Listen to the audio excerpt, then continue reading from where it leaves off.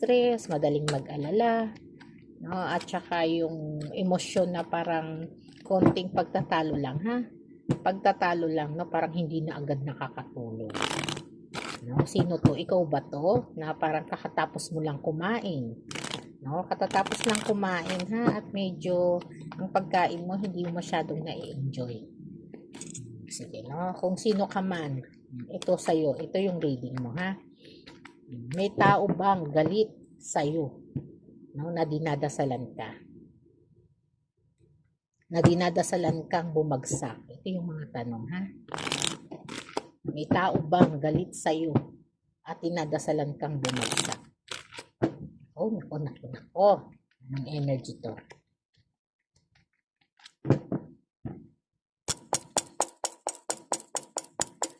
Ito na. Tagmamadali.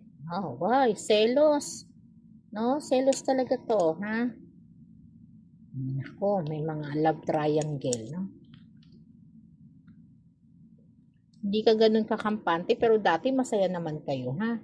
At dito, no, sinasabi ng Three of Swords, no? Selos to, ha? Love triangle, no? Ito yung nagbibigay ng sakit ng ulo sa kanya, sama ng loob, kaya nagagawa niya yung mga bagay-bagay na yun, ha?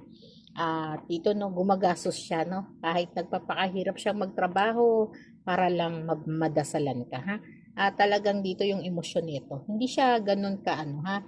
Ganun talaga yung gusto niyang gawin, no? Pahirapan ka, maubusan ka ng pera, mapagod ka ng sobra.